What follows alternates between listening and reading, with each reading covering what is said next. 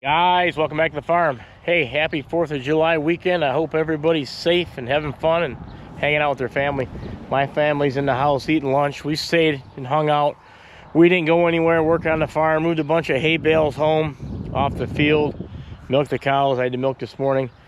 I'm going to show you what my last day in Iowa was down there, running a bunch of brand new construction equipment. I'm going to give you a tour of a plant, one of John Deere's plant that makes the cotton picker and sprayers, cotton pickers, sprayers, and grain drills. But I've got some video of that, but I'm going to end it here, and I'm going to show you and let you guys know on some of these projects I've done around the house. If you've been following me for a while, there was nothing here at all. And I also want to give you a sneak peek at my garden, and once we get through the Iowa video. So let's go. So yeah, guys, starting off, we had to take a bus from our hotel to the John Deere testing site. I had a crane set up here, looks like an elevator, so I just kind of filmed it. The rain moved in that day. Guys, we made it over to the construction site, hard hat and vest while you're here, 650 John Deere. I couldn't wait for Millennial Farmer to get done with that autonomous tractor. He was hogging up all the tractor's riding seats, so we're gonna get in this. Got a chrome tip, you're used to seeing that. Oh, it's right up here. And we're in, and it's cool in here. It's gonna be your design, what you're gonna grade. It's kind of the limits. Once you get outside of this box, it won't control because it doesn't know what to grade to. So this is like your design. So I'll be able to steer out of that manually. You can steer out of it. So you can steer anywhere manually. It won't control steering. It only controls your blade for elevation. Okay. But once you get outside of this box, it won't grade. And right now we're at plus 0.2 tenths, meaning our surface was here. We bumped the surface up this high. We want to grade here because the dirt's loose. We have plenty of material. Okay, door's shut, guys. We're in here alone. He kind of gave me the gist. This has got GPS. I'm gonna have to put this camera somewhere so you can see what I'm doing. Let me show you. I'm gonna push the clutch in, park and brake off, idle up. Okay. And then I'm gonna put this in that switch there. And then you'll put this down. I'm pushing the blade down. I'll show you the blade in a minute. Then I just hit the auto. Oh, I hit the wrong button. I hit the wrong button.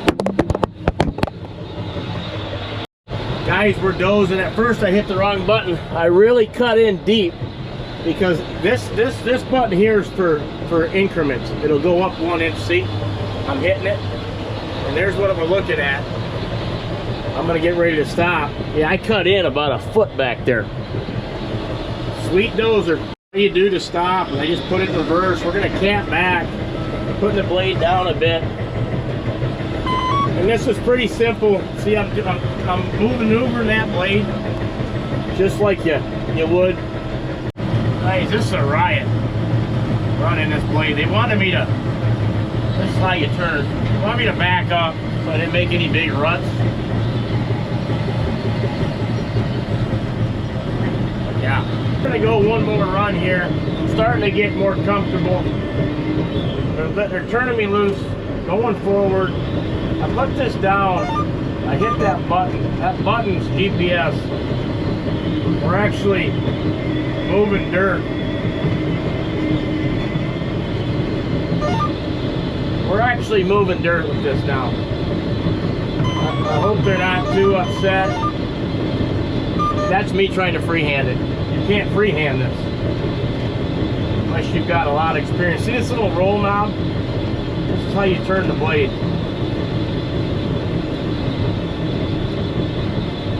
Oh yeah, we're cutting down the hard pan, buddy. Look at that dirt. Look at that dirt. I'm gonna raise up right to the end, boys. And we're back. We're gonna put it in park. We're gonna head out of here. On to the next.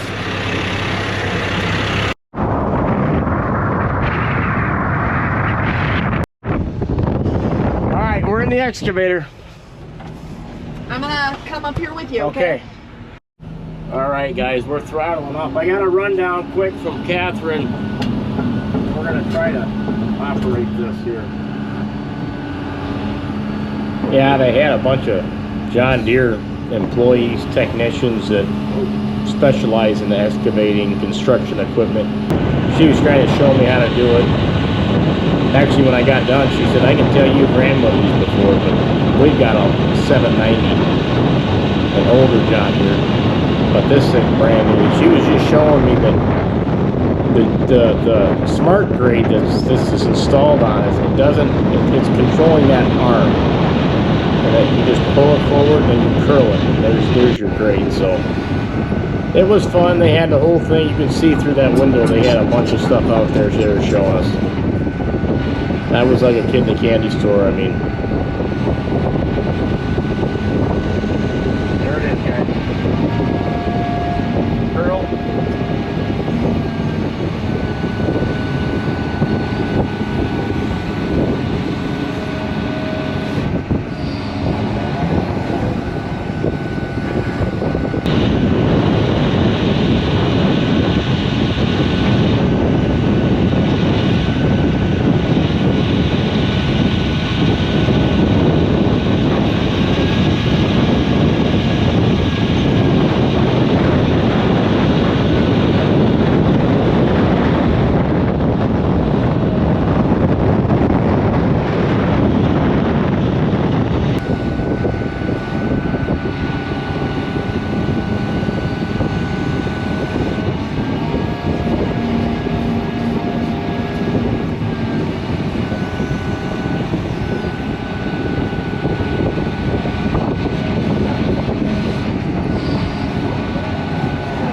Checking the work. How'd we do? Oh my gosh, 800s? Boom. Well, guys, this was the equipped with 3D Smart Grade. And she's a beaut. Sure is. She's fun to run. Yeah. Here's a look at that construction equipment they're gonna demo for us right now, and they're gonna just blade out some gravel, some crushed concrete. Look at the size of that loader. They're gonna run this road grader. That's what they use them up here. I mean, those are for building house pads and stuff out west, but they use this to push snow in Michigan. There's that skid steer. They're just showing that you can set the smart grade GPS on it and cut grade with that, equipped with a front articulating bucket. I mean, it's pretty cool machine, even with them tracks.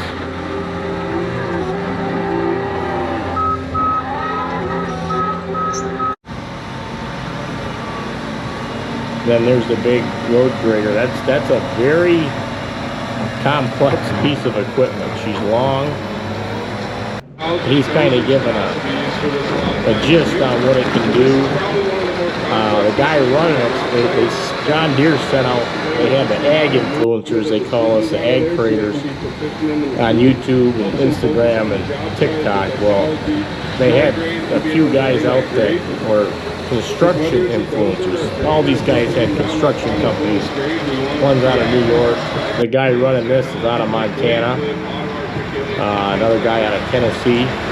They're showing us how they use the GPS on job sites and how important it really is to saving time, saving money.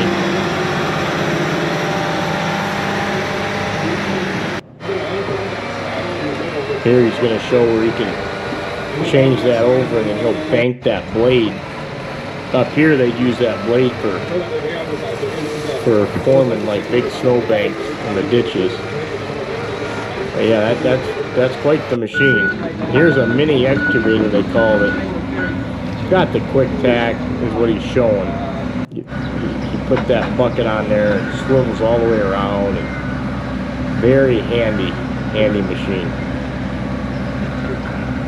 And then you don't even have to get off, and like our excavator, you have to hammer the pins out. It's all quick tack, you know. It's just pretty sweet stuff they got.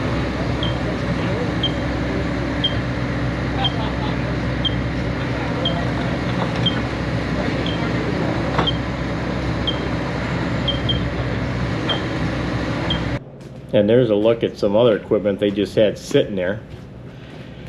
I thought I'd just take a quick glance at it, but wow. On our way to the factory, rain picked back up. They had a little memorial here in memory of all American veterans. I thought I would show that. In memory of all American veterans. Getting ready to head in. Quite the place. Quite the place this is. This is a replica of the original, but it started with the John Deere coming up with a self-scouring plow. Whoa. That's the original plow. In the 1800s. It's 1800. 1800 John Deere had. He's originally from They got Vermont. it in the factory. Came out here to the Midwest. Hey, Chris, how you doing? Good. How you doing? Good. Walking through, they got a whole group of us. They're putting us in a meeting room. There's Laura Farms, there's Millennial Farmer and her husband. They gave us some shoes to wear. Must be steel-toed. They gave us some socks. They made us wear a hard hat and gloves and safety goggles, but this is just getting into it. They showed us where all the steel comes in. Look at that steel. They get that all shipped in. They got all kinds of buzzers and sounds going off. And now inside this glass is a massive robotic, basically a brake. Like, you know, you got a little brake for aluminum. Well, this thing cuts and makes the parts from all the steel. And look at it, it slides from side to side, makes its cuts and delivers the steel. Probably very expensive. Is he gonna drive? Can he drive? Zach? I bet they won't let that fly. We're horsing around. The Millennial Farmer could drive. said no. But I tell you, it was fun hanging out down there. Well, one night they let us get dinner and we had some cocktails. You get hanging out with these guys and girls, get along real well. And I'm wondering, why do you get along so well? It's because, you know, they're maybe from Minnesota, Nebraska, Texas. I'm from Michigan, but we're all from rural areas in those states. You know, we're all just down home. And I got a kick out of that, how well we were just getting along. But it makes sense. We've got a lot in common, a lot of the same values. Next building, this is where there's the frame of a cotton picker. And there's the paint booth for the cotton picker. They'll paint that. They're not painting that day. There's all these little parts and bolt bends for all that stuff. And there's the chassis right there already painted. So you come right out of the paint booth. But they're starting to put hoses on it. There's the drives, getting ready to go on it. Drives are on it. This is all one big assembly line. Look at the fuel tanks on it, the cabs on it now at this point. I mean, the building's massive. Big assembly line for cotton picker. There looks like the bin or something's on it. That's getting bigger. Oh, there's the back. That's like the brown baler. I mean, these things are huge. And then there's some other parts. A lot of fun, guys. We're about out of there. Guys, I hope you liked the video. Hope you liked the tour of the plant. That was a pretty fun time, once in a lifetime. I told my wife when I was down there, that's why I went. You never know when an opportunity like that will come back. But I moved every one of these rocks, going back to what we did, some of the landscaping. Every one of these rocks come off the farm, off all these fields, even these big boys here. These are basically boulders at this point. But what we did new, that was a tree I planted. That's Mom's tree. I wanted to plant it and match it. Planted that last year and planted some of these. These got, they came back. That one didn't. I'm not sure what I'm going to do. Maybe put another one there. Rochelle planted some of these, whatever these are called, this year. And these are, I think they're called zinnias. They are just about to pop. There's this one right here. So you're going to see full bloom flower. She bought it some packs of seeds and I planted them. And we're kind of keeping the grass back. But yeah, didn't know when I did this and put that stone in there. I mean, this is a big flower bed with these big boulders, but that this was going to end up being Grant's play area with his construction equipment. But sometimes things just work out like that, I guess. And then there's Mom's tree, looking really good. I've been trimming it. I've been trimming it straight, but this thing's just blowing up. And moving along, these are fruiting mulberry trees. Pretty much the fruit's already gone. We eat them a little bit. Like here's one right here that you could probably eat. And the birds, they just like live in there and munch and munch and munch. But let's take a look at this garden. First garden we planted, tucked it in behind this fence barrier. Thank the Lord I got this fence. Keep away from that traffic, keeps the kids in. Actually, I'm gonna tie into that fence, go to the corner and run a half fence back here, stop at about them trees. So I don't want to impede my view, but I do want to lock this in. I am gonna fence this, and I'm gonna lock this corner in because I don't want the kids getting back beyond that point. That road's been getting busier and busier. I mean, we live up in the country, but so here's these tomato plants. There's 5 of them, and there's some big ones starting somewhere. Yeah, there's some nice ones starting right there. These I laid some wire in here. These are cucumbers. There's Summer coming out yelling at us, and some peppers.